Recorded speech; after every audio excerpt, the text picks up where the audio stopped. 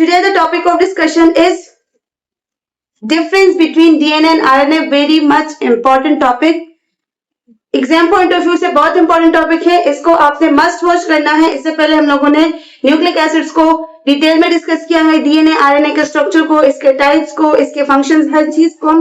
Functions तो खैर इस लेक्चर में होंगे, बट बाकी चीजें हम लोगों ने लास्ट लेक्चर्स में डिटेल में डिस्कस की है। सो must watch those lectures. Today the topic is difference between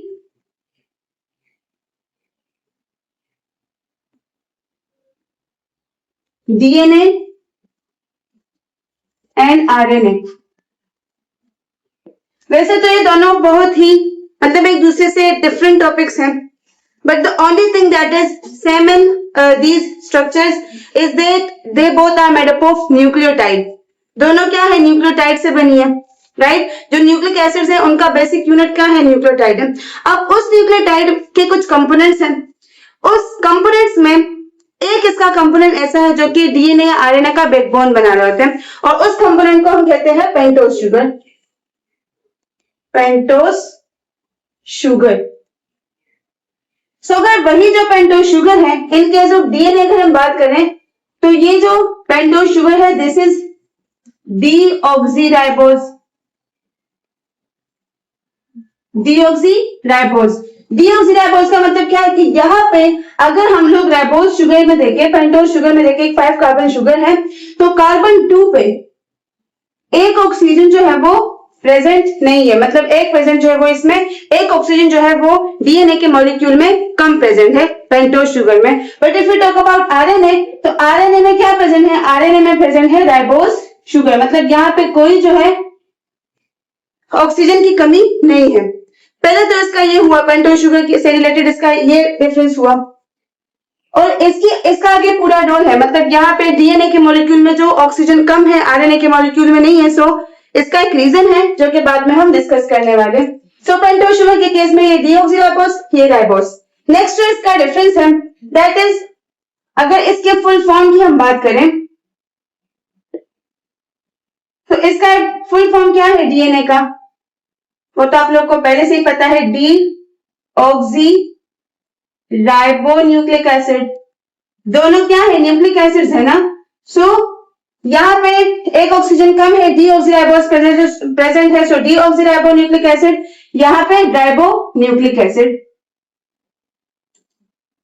ribo nucleic acid. इसके अलावा अगर हम देखें तो अगर इसके स्ट्रक्चर को देखें, सो डीएनए क्या है, डबल स्ट्रैंडेड हेलिकल स्ट्रक्चर है। जैसे कि अगर हम देखें यहाँ पे इसके स्ट्रैंड के नेचर को अगर हम देखें,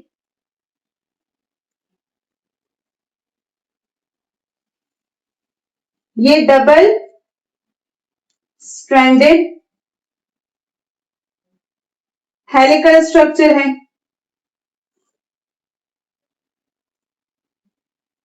और ये क्या है, ये सिंगल स्ट्रैंडेड है, सिंगल स्ट्रैंडेड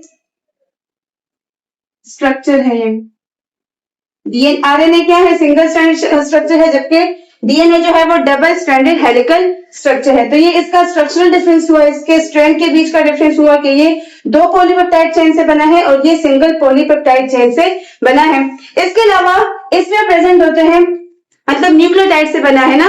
तो एक तो ये हुआ कि ये पेंटोस शुगर की हमने बात की कि इसमें डीऑक्सीराइबोज है, इसमें राइबोज है। इसके अलावा अगर आपको याद हो तो न्यूक्लियोटाइड का एक दूसरा कंपोनेंट था नाइट्रोजिनस बेसिस। तो अगर हम इन केस ऑफ डीएनए बात करें, अगर हम लोग नाइट्रोजिनस बेसिस की बात करें इन केस ऑफ डीएनए, तो डीएनए में क्या प्रेजेंट है, adenine,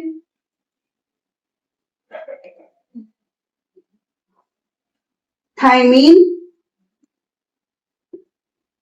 cytosine and guanine, right? और अगर हम इन केस ऑफ आरएनए बात करें तो आरएनए में भी एडेनिन प्रेजेंट होगा। इंस्टेड ऑफ थाइमीन यहां प्रेजेंट होता है यूरेसिल, यहां प्रेजेंट होता है यूरेसिल, साइटोसिन एंड गुआनिन। तो ये इसका हुआ नाइट्रोजिनस बेसिस के बीच का डिफरेंस। कि यहाँ पे आपको एडेनिन, थायमिन, साइटोसिन, गुआनिन मिलते हैं, जबकि यहाँ पे इंस्टेड ऑफ थायमिन क्या प्रेजेंट होता है, यूरेसिल प्रेजेंट होता है, राइट। और ये यूरेसिल जो है इनके इन कंपैरिजन विद थायमिन ये थोड़ा सा अनस्टेबल भी होता है, राइट। अगर हम बात करें इनके बॉन्डिंग की, तो एडेनिन जो है वो थायमिन के साथ डबल बॉन्डेड है, साइटोसिन जो है वो गुआनिन के साथ ट्रिपल बॉन्ड इनके बीच प्रेजेंट है। सिमिलरली अगर यहाँ पे देखें तो अब यहाँ पे एडेनिन जो है वो यूरेसिल के साथ डबल बॉन्डेड होगा और साइटोसिन जो है वो गुआनिन के साथ ट्रिपल बॉन्डेड होगा।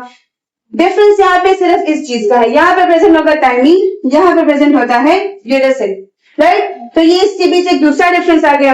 इसके अलावा अगर हम इसके लोकेशन की बात करें कि कहाँ पे सेल में ये प्रेजेंट है, so in case of DNA if we see, in case of DNA का हम बात करें तो कहां प्रेजेंट होता है, न्यूक्लियस में। डीएनए हमेशा न्यूक्लियस में प्रेजेंट होता है। इसके अलावा कुछ ऐसे ऑर्गेनेल्स भी है सेल के अंदर जो कि सेल्फ रेप्लिकेटिंग है, क्योंकि अगर हम डीएनए के नेचर को देखें, डीएनए क्या है, सेल्फ रेप्लिकेटिंग है, सेल्फ रेप्लिकेटिंग है। इसी तरह से ये चलिए एक दूसरा भी डिफरेंस हुआ। आरएनए क्या है, इसका नेचर जो है वो नॉन सेल्फ रेप्लिकेटिंग है, ये सेल्फ रेप्लिकेटिंग इसका नेचर जो है वो नहीं है, क्योंकि ये क्या है, ये डीएनए से ही बनते हैं ना, सो इनको रेप्लिकेशन की जरूरत नहीं होती। जबकि डीएनए जो है वो सेल्फ रेप्लिकेटिंग है, क्योंकि उसने ही खुद को कॉपी करना है और वही इसकी जो कॉपीज है वही तो आगे जाके दूसरी जनरेशन में कॉपी होंगी, राइट। तो ये सेल्फ रेप्लिकेटिंग है, सेल्फ रेप्लिकेटिंग नहीं है। अब कुछ ऑर्गेनेल्स ऐसे हैं सेल्स में जो कि सेल्फ रेप्लिकेटिंग इनका नेचर होता है, जैसे कि हमारे पास माइटोकॉन्ड्रिया हुआ, राइट, जैसे कि माइटोकॉन्ड्रिया हुआ, और जैसे कि प्लांट बॉडी में क्लोरोप्लास्ट हुए, तो इनके पास अपना डीएनए प्रेजेंट होता है।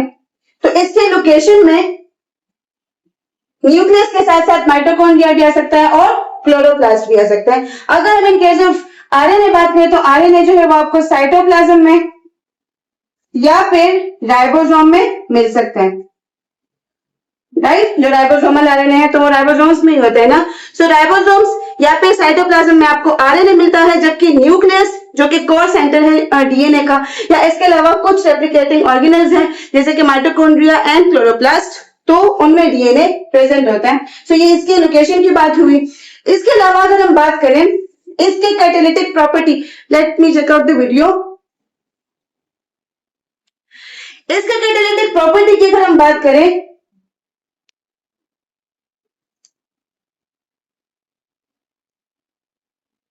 कैटालिटिक प्रॉपर्टी की अगर हम बात करें तो जो डीएनए है ये कोई कैटालिटिक प्रॉपर्टी शो नहीं करता, क्योंकि इसका जो फंक्शन है that is beyond being acting as a catalyst, right. इसके अंदर जो है इंफॉर्मेशन प्रेजेंट होती है, कोडिंग प्रेजेंट होती है, तो इसका कैटलिस्ट अगर है भी तो बहुत रेयर केसेस में ये एज ए कैटलिस्ट कभी कभी काम कर जाता है, बट मोस्टली नहीं करता। तो यहाँ पे कोई कैटालिटिक इसका बिहेवियर नहीं है, like no catalytic activity. But अगर हम यहाँ पे बात करें तो नेचर में जितने भी एंजाइम्स हैं, they all enzymes are protein in nature. जितने भी एंजाइम्स हैं, just remember they all are protein in nature except one. एक ऐसा एंजाइम हमारे पास है जिसको हम राइबोजाइम बोलते हैं, जो कि नेचर उसका क्या है, आरएनए है, राइबो न्यूक्लिक एसिड नेचर है उसका नाम क्या है, राइबोजाइम। तो अगर वो एंजाइम है तो वो कैटालिटिक प्रॉपर्टी शो करेगा, मतलब वो रिएक्शंस को स्पीड अप करवाएगा, राइट, वो जो है कैटालिसिस करवाएगा रिएक्शंस की। सो आरएनए जो है वो एज ए कैटालिस्ट काम कर सकता है, बट डीएनए काम नहीं कर सकता, और अगर करता भी है तो बहुत रेयर केसेस में, मोस्टली ऐसा नहीं होता, राइट। सो ये इसकी कैटालिटिक प्रॉपर्टी के बेस पे भी इसके बीच डिफरेंस हुआ। सो हम लोगों ने क्या क्या डिफरेंसेस देखी, एक तो इसका पेंटोज शुगर, इसका पेंटोज शुगर जो है ये डीऑक्सीराइबोज है, डी का मतलब है लाइक रिमूवल, यहाँ पे एक ऑक्सीजन जो है वो रिमूव्ड होता है। लाइक अगर हम कार्बन 2 पे बात करें, राइबोज शुगर जो होता है उसके अगर कार्बन 2 पे हम बात करें तो वहां पे ऑक्सीजन एब्सेंट होता है, राइट। इसी तरह से अगर यहाँ पे बात करें राइबोसोम में, तो ये पूरा 5 कार्बन शुगर होता है, जबकि इसमें एक स्ट्रॉन्ग हाइड्रोक्सिल ग्रुप प्रेजेंट होता है, राइट। स्ट्रॉन्ग हाइड्रोक्सिल ग्रुप जो है वो इसमें प्रेजेंट होता है, जबकि वहां पे हाइड्रोक्सिल ग्रुप का O जो है वो एब्सेंट होता है। नेक्स्ट है फुल फॉर्म इसका, तो ये तो एक इजी सा डिफरेंस है इनके बीच कि ये डीऑक्सीराइबोन्यूक्लिक एसिड है, दोनों क्या है, न्यूक्लिक एसिड है नेचर में। तो ये राइबोन्यूक्लिक एसिड है क्योंकि इसमें राइबोज शुगर कंप्लीट जिस तरह है उसी तरह प्रेजेंट है, जबकि ये डीऑक्सीराइबो है क्योंकि इसमें एक ऑक्सीजन कम है। डबल स्ट्रैंडेड स्ट्रक्चर है इसका, डबल स्ट्रैंडेड स्ट्रक्चर है मतलब ये 2 पॉलीपेप्टाइड चेन से बना है, पॉलीपेप्टाइड नहीं पॉलीन्यूक्लियोटाइड, पॉलीन्यूक्लियोटाइड चेन से बना है। इफ यू रिमेंबर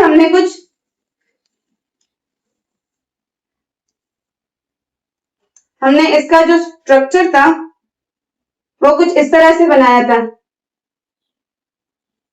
तो ये इसका एक स्ट्रैंड और ये इसका दूसरा स्ट्रैंड। आगे हम इसके स्ट्रक्चर को बाकायदा सही से देख रहे हैं, बट अभी आपको सिर्फ मैं रिमाइंड कर रही थी कि ये दोनों क्या है, डबल, इसका जो स्ट्रक्चर है वो डबल स्ट्रैंडेड है। अगर यहाँ पे हम आरएनए के केस में बात करें तो आरएनए के केस में क्या है, सिंगल स्ट्रैंडेड स्ट्रक्चर है, इस तरह प्रेजेंट होता है और उसमें जो है बेसिस वगैरह लगी होती है, राइट। इसके अलावा नाइट्रोजीनियस बेसिस है, तो सिंपल नेचर में 4 टाइप ऑफ नाइट्रोजीनियस बेसिस है, right. Adenine, thymine, cytosine and guanine, जिनके बीच प्रेजेंट है ये जो आपको बॉन्डिंग नजर आ रही है, this bond is called hydrogen bonding. And if you remember हम लोगों ने लास्ट लेक्चर में भी इस पॉइंट को डिस्कस किया था कि जब भी डीएनए डीनेचर होता है, जब हम कहते हैं कि डीएनए डीनेचर हुआ, तो वो डीनेचरेशन कैसे होती है कि सबसे पहले हाइड्रोजन बॉन्डिंग जो है वो टूटती है, वो ब्रेक होती है, राइट। अगर हम यहाँ पे बात करें तो इन दोनों के केस में पहले कौन डीनेचर होगा, एडेनिन और थायमिन, पहले ये बॉन्ड्स टूटेंगे, उसके बाद फिर साइटोसिन और गुआनिन के बीच का बॉन्ड जो है वो ब्रेक होगा। इसका क्या मतलब, क्योंकि यहाँ पे अगर आप लोग देखें यहाँ पे बॉन्ड ज्यादा है, राइट, और यहाँ पे बॉन्ड्स कम है, यहाँ पे 3 बॉन्ड्स है, यहाँ पे 2 बॉन्ड है, डबल बॉन्ड है, तो double bond as compare to triple bond जल्दी ब्रेक होगा, राइट। तो जब ये हाइड्रोजन बॉन्ड्स ब्रेक होंगी तो डीएनए की डीनेचरेशन जो है वो स्टार्ट हो जाती है, राइट। और अगर यहाँ पे हम देखें तो इसमें कोई और डिफरेंस नहीं है, बट आपने ये बात जरूर याद रखनी है कि यहाँ पे प्रेजेंट होता है यूरेसिल। अगर वहां पे एडेनिन के साथ थायमिन अटैच है तो यहाँ पे यूरेसिल अटैच होगा। बाकी साइटोसिन जो है वो यहाँ पे भी थायमिन के साथ ट्रिपल बॉन्डेड होता है। इसके अलावा अगर इसके लोकेशन की हम बात करें तो ये तो स्ट्रिक्टली जो डीएनए है वो स्ट्रिक्टली न्यूक्लियस में प्रेजेंट होता है, राइट। ये कहाँ प्रेजेंट होता है, न्यूक्लियस में प्रेजेंट होता है। और अगर हम बात करें डीएनए की, अच्छा, इसके अलावा जो जितने रेप्लिकेटिंग ऑर्गेनल्स हैं, सो नेचर में we just have 2 self replicating organelles and that are mitochondria and chloroplast. Chloroplast जो है वो प्लांट बॉडी में प्रेजेंट होते हैं। अगर आप लोगों ने सेल स्ट्रक्चर एंड फंक्शन वाला लेक्चर देखा हो तो उसमें हम लोगों ने क्लोरोप्लास्ट को डिटेल में डिस्कस किया था। क्लोरोप्लास्ट जो है वो प्लांट्स में प्रेजेंट होते हैं, फोटोसिंथेसिस का प्रोसेस करवाते हैं। बायो एनर्जेटिक्स का जो चैप्टर है वो पूरा इसी चीज पे बेस है, वहां पे आप लोग क्लोरोप्लास्ट पढ़ेंगे, राइट। सो माइटोकॉन्ड्रिया हुआ या फिर जो क्लोरोप्लास्ट हुआ, माइटोकॉन्ड्रिया क्लोरोप्लास्ट दोनों मिलके आप लोग बायो एनर्जेटिक्स वाले चैप्टर में जाके पढ़ोगे। तो ये प्लांट में प्रेजेंट होता है, फोटोसिंथेसिस का प्रोसेस करता है। इसका नेचर क्या है, सेल्फ रेप्लिकेटिंग है क्योंकि इसके पास अपना डीएनए प्रेजेंट होता है। Same is the case with mitochondria. Mitochondria तकरीबन 13 to 15 माइटोकॉन्ड्रियल प्रोटीन्स बनाता है। किसकी हेल्प से, डीएनए की हेल्प से, क्योंकि डीएनए जितनी भी इंफॉर्मेशन है, वी ऑल नो कि जितनी भी इंफॉर्मेशन है वो कहां से आती है, माइटोकॉन्ड्रिया से आती है। मतलब प्रोटीन की सिंथेसिस माइटोकॉन्ड्रिया वो नहीं करता, डीएनए नहीं करता। सिंथेसिस जो है वो आरएनए से होती है ट्रांसलेशन प्रोसेस के जरिए, बट उससे पहले होता है ट्रांसक्रिप्शन। जितनी इंफॉर्मेशन डीएनए में प्रेजेंट है वो उसे आना होता है आरएनए के पास, ठीक है। आरएनए में वो सारी इंफॉर्मेशन कॉपी होती है, कोड्स और कोडॉन्स। इसके बाद आई थिंक सो नेक्स्ट जो लेक्चर है वो है जेनेटिक कोड के बारे में, तब आप ये चीजें डिटेल में डिस्कस इसको हम करेंगे, आपका कॉन्सेप्ट बिल्कुल क्लियर हो जाएगा। बट जो माइटोकॉन्ड्रिया है तो ये बनाता है प्रोटीन्स को, क्योंकि इसके पास प्रेजेंट है अपना डीएनए। डीएनए क्या करेगा, ट्रांसक्रिप्शन प्रोसेस करेगा, जितनी इंफॉर्मेशन होगी वो कॉपी होगी आरएनए में, देन आरएनए जो है वो ट्रांसलेशन करेगा और प्रोटीन सिंथेसिस करवाएगा, राइट। और इसके अलावा अगर हम लोग आरएनए की बात करें तो आरएनए क्या है, साइटोप्लाज्म में या फिर राइबोसोम में प्रेजेंट होता है। और कैटालिटिक प्रॉपर्टी क्या है, डीएनए कोई कैटालिटिक प्रॉपर्टी शो नहीं करता, जबकि आरएनए करता है, क्योंकि नेचर में we just have only one enzyme and that is ribozyme।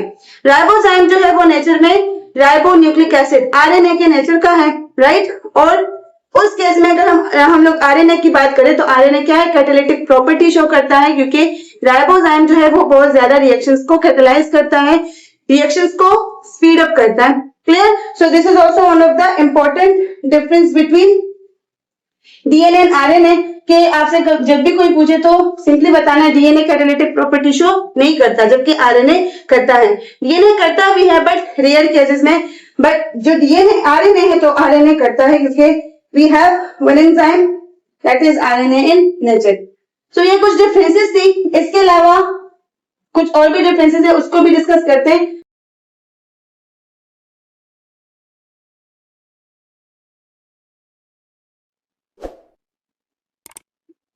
Difference in their stability।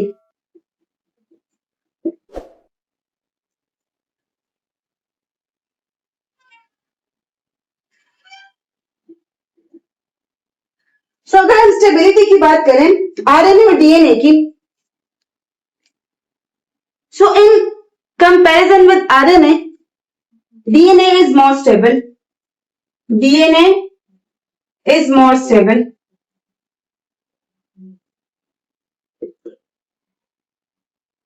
While RNA क्या है, आरएनए थोड़ा अनस्टेबल स्ट्रक्चर है। अब इसके बिहाइंड कुछ रीजन है। सबसे पहले अगर हम रीजन को देखें, फर्स्ट रीजन अगर हम देखें इसका, तो ये क्या है, डबल हेलिकल स्ट्रक्चर है, डबल हेलिकल स्ट्रक्चर है। और ये सिंगल है, सिंगल हेलिकल तो नहीं लेकिन सिंगल स्ट्रैंडेड स्ट्रक्चर है ये। तो ये तो कॉमन सेंस की बात है। ये टू पॉलीपेप्टाइड चेन्स, मैं पॉलीपेप्टाइड क्यों कह रही हूँ, पॉलीन्यूक्लियोटाइड, पॉलीन्यूक्लियोटाइड, ये पॉलीन्यूक्लियोटाइड चेन से बना होता है, जबकि ये सिंगल स्ट्रैंड से बना होता है। न्यूक्लियोटाइड से ये भी बना होता है बट एक सिंगल पॉलीन्यूक्लियोटाइड चेन से बना होता है। सो ये तो इसके बीच एक कॉमन डिफरेंस हुआ इसकी स्टेबिलिटी का। दूसरा अगर हम डीएनए के बारे में बात करें तो डीएनए जो है, इसको शायद हमने पहले डिस्कस भी किया, इसमें प्रेजेंट होता है थाइमीन, राइट। और अगर हम आरएनए की बात करें तो आरएनए में प्रेजेंट होता है यूरेसिल। तो यूरेसिल के कंपैरिजन में थाइमीन जो है वो ज्यादा स्टेबल है, जो कि डीएनए की ओवरऑल स्टेबिलिटी में हेल्प करता है। ये भी इसके बिहाइंड इसकी स्टेबिलिटी का एक रीजन हुआ। इसके अलावा अगर हम देखें तो अगर इसके लोकेशन के बेस पे बात करें, डीएनए के लोकेशन के बेस पे अगर हम बात करें तो डीएनए प्रेजेंट होता है न्यूक्लियस में,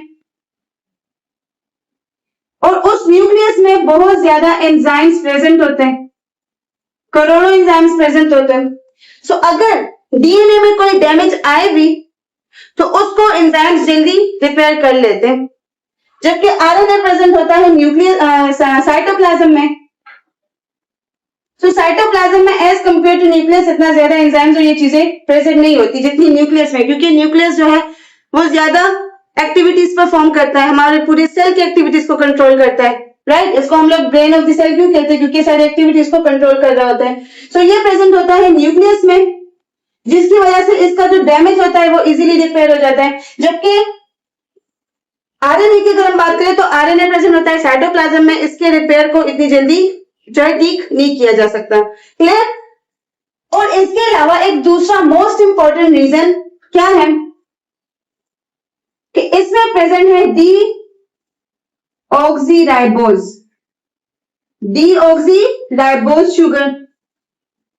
अगर इसके राइबोज शुगर में हम देखें, मतलब डी ऑक्सीराइबोज शुगर में हम देखें तो इसमें कार्बन नंबर 2 पर ऑक्सीजन क्या है, प्रेजेंट नहीं है, राइट। इसके कार्बन नंबर 2 पे ऑक्सीजन क्या है,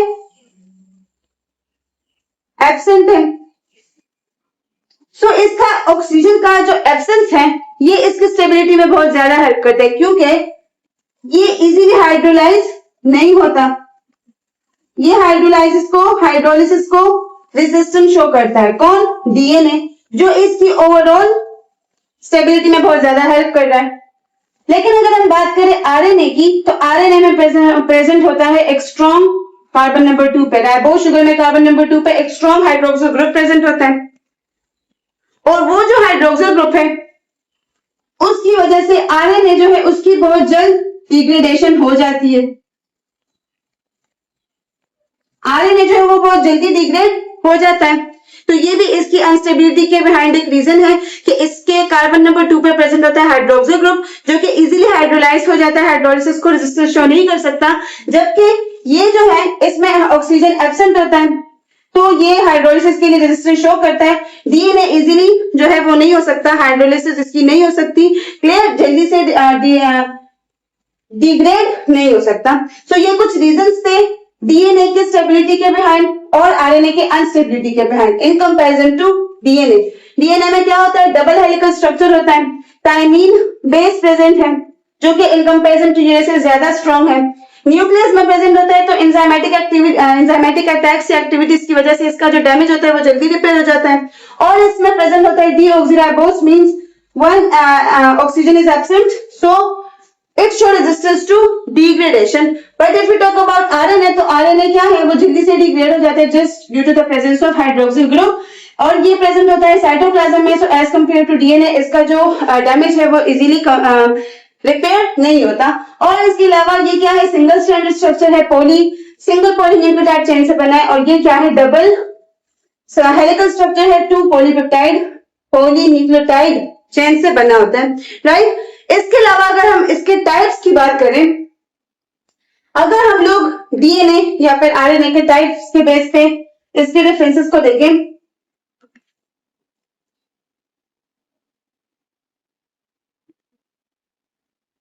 सो टाइप्स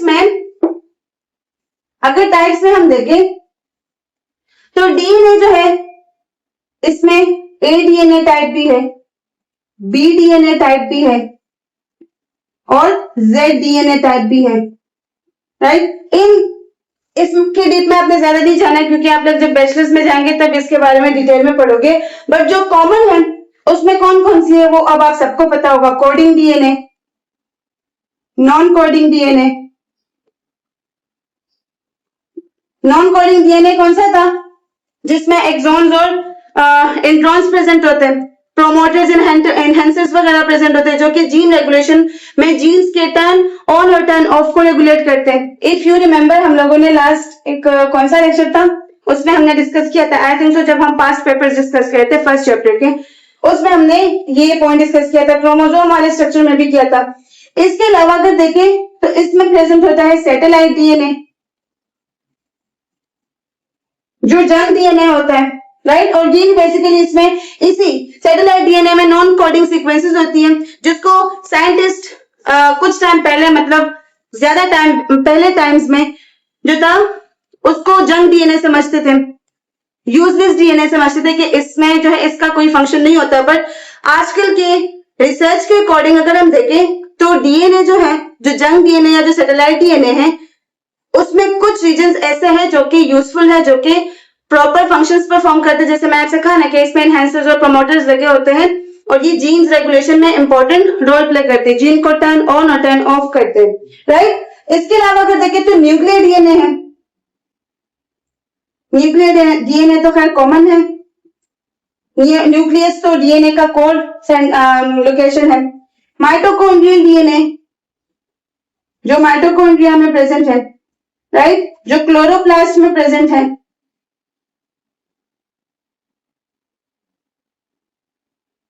और इसके अलावा अगर डीएनए के टाइप्स में हम देखें तो जो ट्रांसपोसोम की हमने बात की थी,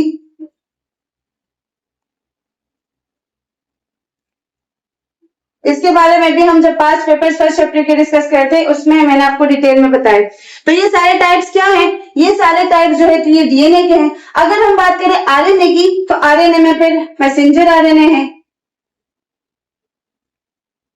मैसेंजर आरएनए, ट्रांसफर आरएनए और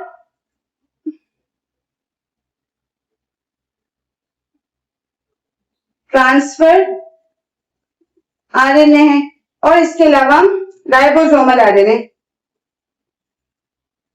राइबोसोमल आरएनए। तो ये 3 मेन टाइप्स है आरएनए के, जो कि प्रोटीन सिंथेसिस में इनका काफी इंपॉर्टेंट रोल होता है। ट्रांसलेशन के प्रोसेस में इन तीनों आरएनएस का बहुत इंपॉर्टेंट रोल होता है, राइट। अमीनो एसिड्स के लिए जितना इंफॉर्मेशन रिक्वायर्ड होता है उसको क्रिएट करना, उसको स्टोर करना, ये काम मैसेंजर आरएनए का होता है। ट्रांसफर आरएनए क्या करता है? साइटोप्लाज्म से अमीनो एसिड्स को लेके आके राइबोसोम्स को देता है, पॉलीपेप्टाइड चेन बनाता है। तो ये सारे जितने भी, और इवन अगर राइबोसोमल आरएनए की बात करें तो ये राइबोसोमल सब यूनिट्स के साथ मिलके प्रोटीन की सिंथेसिस करवाता है, राइट। तो इन सारे जो आरएनए है, लास्ट लेक्चर में आरएनए के टाइप्स को हमने डिटेल में डिस्कस किया है। ये सारे जितने आरएनए के टाइप्स हैं तो ये बहुत इंपॉर्टेंट रोल प्ले कर रहे होते हैं ट्रांसलेशन के प्रोसेस में, राइट। जिस तरह मतलब इसको हम लोग central dogma of molecular studies बोलते हैं, राइट। पहले ट्रांसक्रिप्शन होता है, फिर ट्रांसलेशन होता है। ट्रांसलेशन के बाद पहले ट्रांसक्रिप्शन होती है जिसमें डीएनए से आरएनए बनता है, फिर आरएनए से प्रोटीन्स बनते हैं, तो उसको बोलते हैं ट्रांसलेशन। सो जितना पूरा प्रोसेस है तो वो 2 स्टेप्स में होता है, ट्रांसक्रिप्शन एंड ट्रांसलेशन। ट्रांसक्रिप्शन में जो डीएनए है उससे इंफॉर्मेशन पास होती है, आरएनए में कॉपी होती है, और आरएनए से फिर प्रोटीन सिंथेसिस होती है, राइट। सो ट्रांसक्रिप्शन और ट्रांसलेशन जो है ये 2 मेन प्रोसेसेस हैं। आगे जब हम चैप्टर साथ साथ में कवर करेंगे तो ये सारी चीजें कवर करते जाएंगे। सो ये कुछ डिफरेंसेस थे डीएनए आरएनए के बारे में, होपफुली आपको अच्छे से समझ आ गए होंगे। हम लोगों ने इसके पेंटोज शुगर की बात की, इसमें एक में डीऑक्सीराइबोस है, दूसरे में ऑक्सीराइबोस है, वो मैंने बता दिया कैसे। उसके बाद हमने इसके फुल फॉर्म की बात की, इसके स्ट्रेंथ्स की बात की, नाइट्रोजीनियस बेसिस जो इसमें प्रेजेंट है उसके बारे में बात की, इसके लोकेशन, टाइप्स, स्टेबिलिटी और कैटालिटिक प्रॉपर्टी, उन सारी चीजों को हमने डिस्कस किया। Now let's discuss the functional diversity of DNA and RNA. इसको करते हैं इरेज।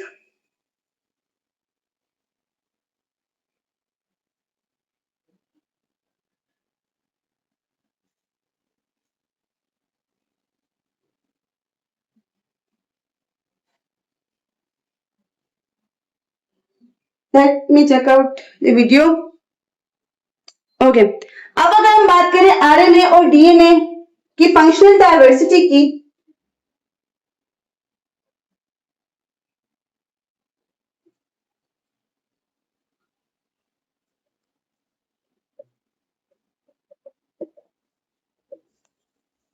सो फंक्शनल डाइवर्सिटी में सबसे पहले अगर डीएनए की बात करें तो डीएनए को हम लोग स्टैटिक ब्लूप्रिंट फॉर प्रोटीन भी कहते हैं। ये क्या है? सिंपल एक स्टैटिक ब्लूप्रिंट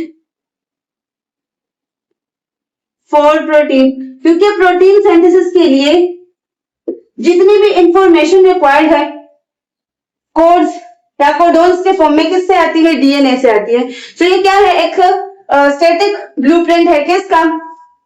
प्रोटीन सिंथेसिस के लिए। इसके अलावा अगर हम देखें तो ये सेल में बहुत ज्यादा फंक्शंस को परफॉर्म कर रहे होते हैं, जैसे सेलुलर रेगुलेशंस में हेल्प करता है, मतलब सेलुलर रेगुलेशंस करवा रहा होता है, जीन एक्सप्रेशंस वगैरह में इसका बहुत इंपॉर्टेंट रोल होता है, जैसे मैंने आपसे कहा ना, आगे हम इसको खैर डिस्कस कर रहे हैं। तो सेलुलर रेगुलेशंस में हेल्प करता है। इसके अलावा क्रोमोसोम्स की इंटीग्रिटी को मेंटेन करता है।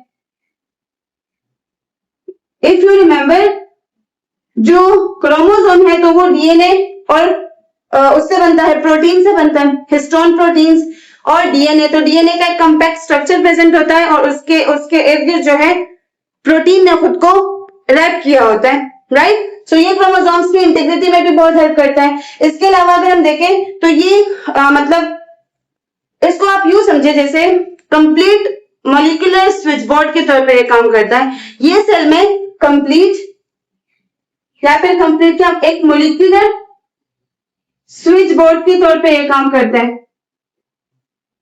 अब यहाँ पे बात हो रही है प्रोटीन सिंथेसिस की, जीन रेगुलेशन की। जीन्स जब टर्न ऑन होते हैं या टर्न ऑफ होते हैं तो उसमें किसका रोल होता है? उसमें होता है डीएनए का रोल, क्योंकि डीएनए में प्रेजेंट होते हैं एनहांसर्स या फिर प्रोमोटर्स, ये सब चीजें इसमें प्रेजेंट होती है जो कोडिंग डीएनए होता है, राइट। तो इसी तरह से सेल रेगुलेशन में हेल्प करता है, क्रोमोसोम की इंटीग्रिटी में हेल्प करता है, मोलिकुलर स्विच बोर्ड है सेल का। इसके अलावा अगर देखें तो जेनेटिक इंफॉर्मेशन को स्टोर करता है, रेप्लिकेशन का प्रोसेस करके जितना भी इंफॉर्मेशन है उसको कॉपी करता है और फिर वो नेक्स्ट जनरेशन में पास आउट होती है, राइट। इसके अलावा अगर देखें तो प्रोटीन सिंथेसिस जो है, जो प्रोटीन सिंथेसिस है उसको डायरेक्ट करता है। जो प्रोटीन सिंथेसिस है उसके जितनी भी इंफॉर्मेशन है वो डीएनए से तो ही आती है, राइट। तो उसको प्रोटीन सिंथेसिस को डायरेक्ट कर रहा होता है कौन? डीएनए। इसके अलावा अगर हम देखें तो जीन एक्सप्रेशन, जीन रेगुलेशन, ये बात तो हमने कई दफा देखी। जो जीन रेगुलेशन है तो इसमें जीन एक्सप्रेशन और जीन रेगुलेशन दोनों आ जाते हैं। फिर इसके लिए जिन जीन्स को टर्न ऑन होता है या टर्न ऑफ करना होता है तो वो काम किसका होता है? वो डीएनए का होता है। इसके अलावा जो है ये इनहेरिटेंस को भी इनेबल करती है। ये क्या करती है? इनहेरिटेंस को भी इनेबल करती है, क्योंकि मैंने आपको कई दफा कहा कि जितने भी इंफॉर्मेशन है डीएनए में, क्या है? डीएनए में एक एबिलिटी है रेप्लिकेशन की, सेल्फ रेप्लिकेटिंग स्ट्रक्चर है। ये खुद को रेप्लिकेट करता है, अपनी कॉपीज बनाता है, उसकी वही कॉपीज जो है वो आगे जाके फर्दर जो जनरेशन है उनमें कॉपी होती है, उनमें ट्रांसफर होती है। सो इसी तरीके से ये क्या करता है? इनहेरिटेंस को भी इनेबल करता है। और इसके अलावा अगर हम देखें तो ये ग्रोथ में, रिप्रोडक्शन में, डेवलपमेंट में, रिप्रोडक्शन में, ग्रोथ में, लाइफ साइकिल ऑफ सेल्स, ठीक है, जितने भी सेल्स हैं, जितने भी टिश्यूज हैं या ऑर्गन्स है, तो उन सब की लाइफ साइकिल को कौन मेंटेन करता है? डीएनए मेंटेन करता है, right. So just genetic information को स्टोर करना जो है इसका फंक्शन नहीं है, इसके अलावा ये और भी बहुत सारे फंक्शंस जो है वो सेल में परफॉर्म करता है। बहुत ही इंपॉर्टेंट फंक्शंस ये सेल में परफॉर्म कर रहा होता है। और इसके अलावा जो है अगर हम बात करें डीएनए की तो एक स्टेबल स्ट्रक्चर है जो कि न्यूक्लियस में प्रेजेंट होता है। इसमें अगर हम देखें तो प्रोमोटर एनहांसर्स जो है वो लगे होते हैं जो कि जीन्स को टर्न ऑन या टर्न ऑफ कर रहे होते हैं। जो अगर हम डीएनए की बात करें, जो कोडिंग डीएनए है वो क्या है? वो एक एक्चुअल सॉफ्टवेयर के तौर पे काम करता है, जिसमें सारी इंस्ट्रक्शन, एक ऐसा सॉफ्टवेयर होता है, मतलब अगर हम कोडिंग डीएनए की बात करें तो ये एज ए सॉफ्टवेयर काम करता है, जिसमें सारी इंफॉर्मेशन प्रोटीन सिंथेसिस के लिए प्रेजेंट होती है। और यही प्रोटीन सिंथेसिस के लिए जो इंफॉर्मेशन है, ये रेप्लिकेशन ट्रांसक्रिप्शन, जब डीएनए से आरएनए बनता है तब आरएनए से प्रोटीन, तो ये जितनी इंफॉर्मेशन है ये आरएनए में कॉपी हो जाती है ट्रांसक्रिप्शन का प्रोसेस जब होता है, और यही आरएनए जो है इसी इंफॉर्मेशन को यूज करके प्रोटीन की सिंथेसिस करवाती है। So these are some of the important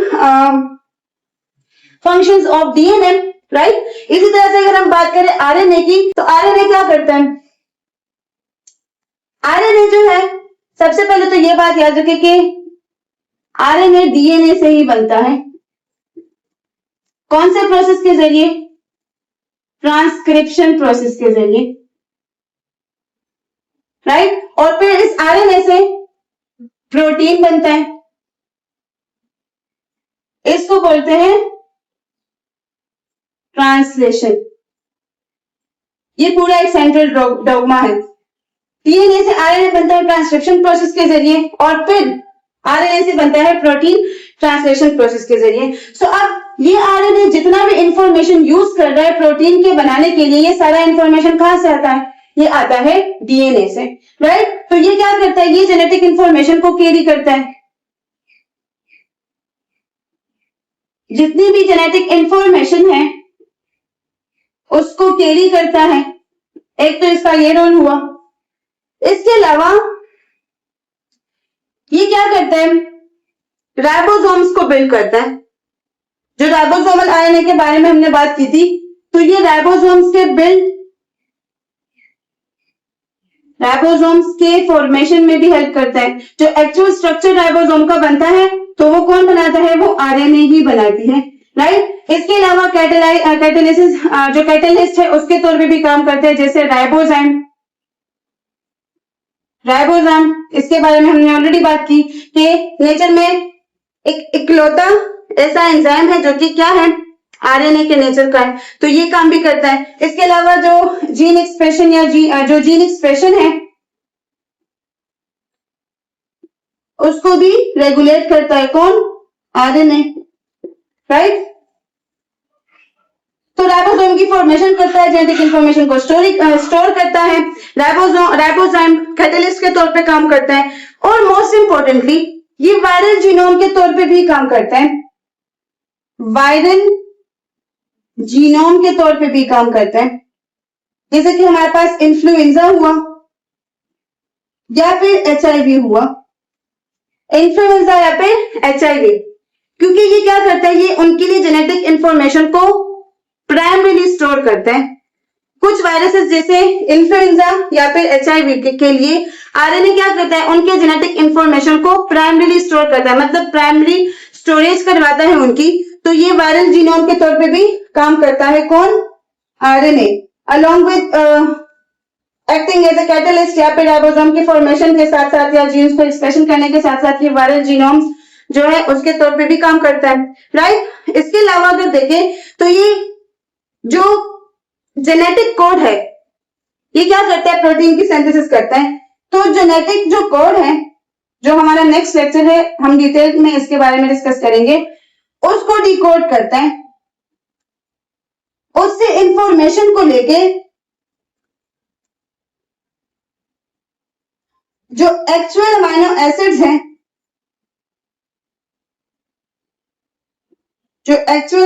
acids हैं, उनको कैरी करता है, पॉलीपेप्टाइड चेन बनाता है, पॉलीन्यूक्लियोटाइड, हाँ यस, पॉलीपेप्टाइड चेन बनाता है।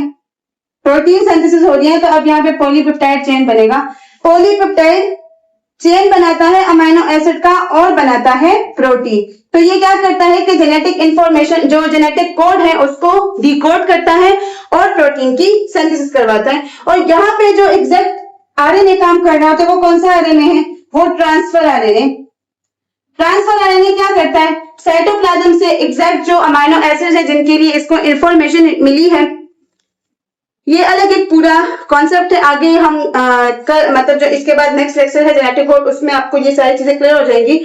बट जो ट्रांसफर आरएनए है उसको जो इन्फॉर्मेशन मिले, जिन अमाइनो एसिड्स के लिए इन्फॉर्मेशन मिले, ये जाके साइटोप्लाज्म से वही एग्जैक्ट अमाइनो एसिड्स को लेता है और आके देता है राइबोसोम को, ठीक है। राइबोसोम जो सब यूनिट्स पूरा जो उसका स्ट्रक्चर होता है, लाइक ये एक राइबोसोम हुआ, ये मैसेंजर आरएनए हुआ, ठीक है।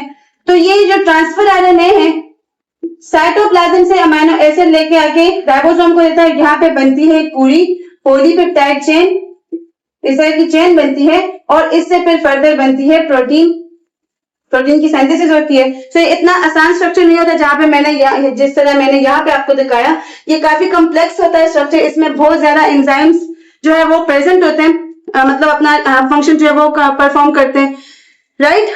बहुत सारे रिएक्शंस जो है वो इसको कैटालाइज करते हैं, बहुत सारे एंजाइम्स जो है वो इसको कैटालाइज करते हैं। सो इतना इजी जो है ये प्रोसेस नहीं होता, बट यहाँ पे जस्ट मैं इतना बता रही थी कि जो ट्रांसफर आरएनए है तो वो बेसिकली यहाँ पे काम करता है। वो क्या करता है कि साइटोप्लाज्म से एक्चुअल जो अमीनो एसिड्स है उसको लेके राइबोसोम को देता है और राइबोसोम फिर फर्दर उसको लेके प्रोटीन की सिंथेसिस करवाता है। इसलिए हम लोग राइबोसोम को क्या कहते हैं, प्रोटीन सिंथेसिस फैक्ट्री।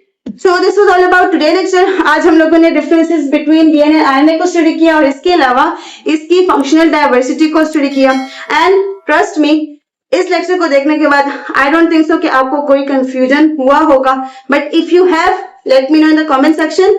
और ये जो टॉपिक्स है दोनों, मतलब एक ही टॉपिक है या दो टॉपिक्स हैं, तो ये दोनों topics exam point of view से बहुत इंपॉर्टेंट है, क्योंकि अक्सर आ जाता है शॉर्ट क्वेश्चंस में फंक्शंस ऑफ डीएनए या फिर difference between DNA and RNA. तो इसको अच्छे से समझें और इसको नोट कर लें, अच्छे से प्यारे से नोट्स बना दें इसके, और अल्ट्रा ब्रेन एकेडमी के साथ कनेक्ट रहिए। इसको लाइक शेयर और सब्सक्राइब कीजिए और अपने फ्रेंड्स के साथ शेयर कीजिए मस्त। अपना बहुत सारा ख्याल रखिए, पढ़ाई करते रहें। All the very best, thank you very much.